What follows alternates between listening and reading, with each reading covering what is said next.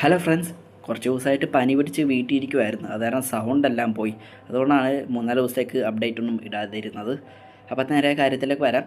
America വെച്ച് നടന്ന D23 event വെച്ച് കുറച്ച് സിനിമകളുടെ കണ്ടിന്യൂഷനും കുറച്ച് സിനിമകളുടെ ലൈവ് ആക്ഷനും ഒഫീഷ്യൽ അനൗൺസ്മെൻറ്റ് ചെയ്തിരിക്കുകയാണ്. അതിൽ ഒന്നാണ് ടാങ്കിൾഡ്, പേര് മാറിപ്പോയതാണ്. സിനിമയുടെ ലൈവ് ആക്ഷൻ അങ്ങനെ ഒഫീഷ്യൽ കൺഫേം ചെയ്തിരിക്കുകയാണ്. എനിക്ക് പേഴ്സണലി ഏറ്റവും ഇഷ്ടപ്പെട്ട ഒരു ആനിമേഷൻ മൂവിയാണ്. എനിക്ക് ലൈവ് ആക്ഷൻ വരുമെന്ന് കേട്ടപ്പോൾ എനിക്കെന്തോ ഒരു ഫീലിംഗ് പോലെ. ഈ ഒരു സിനിമയുടെ ലൈവ് ആക്ഷൻ വേണ്ട എന്നാണ് എൻ്റെ പേഴ്സണൽ അഭിപ്രായം.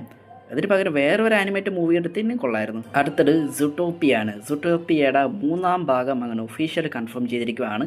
2ാം ഭാഗത്തിനായിട്ട് റെപ്റ്റൈൽസിനെയാണ് പറഞ്ഞിരിക്കുന്നത്. അതായത് പാമ്പ്, പഴുതാര, പിന്നെ എന്തുവായിരുന്നു, കമേലിയൻ, അങ്ങനത്തെ കുറച്ച് ജീവികളെ പറ്റിയാണ് പറഞ്ഞിരിക്കുന്നത്. പക്ഷേ 3ാം ഭാഗത്തിലേക്ക് ഫുൾ ബേർഡ്സിനെ പറ്റിയാണ് പറയാൻ പോകുന്നത്. കഴുകൻ, പരുന്ത്, എന്തൊക്കെ വരുമെന്ന് ദൈവത്തിനറിയാം. പക്ഷേ ബേർഡ്സ് എന്ന് പറയുന്നത് ഫുള്ളായിട്ട് നെഗറ്റീവ് ഷെയ്ഡ് വരാൻ പറ്റത്തില്ലല്ലോ. ആ സ്റ്റോറി നല്ലതാണെങ്കിൽ ഉറപ്പായിട്ടും പടം ഹിറ്റാവും. ഇത് D23 പറഞ്ഞൊന്നുമല്ല, അല്ലാതെ പറഞ്ഞതാണ്. ഇപ്പോൾ തിയേറ്ററിൽ വളരെ സക്സസ്ഫുള്ളായി ഓടിക്കൊണ്ടിരിക്കുന്ന സൂര്യപടമായ വിശ്വനാഥ് ആൻഡ് സൺസ് സിനിമയുടെ സംവിധായകനായ വെങ്കി അറ്റ്ലൂരി ഇതിന് മുന്നേ സംവിധാനം ചെയ്ത ദുൽഖർ സിനിമയായിരുന്നു ലക്കി ഭാസ്കർ.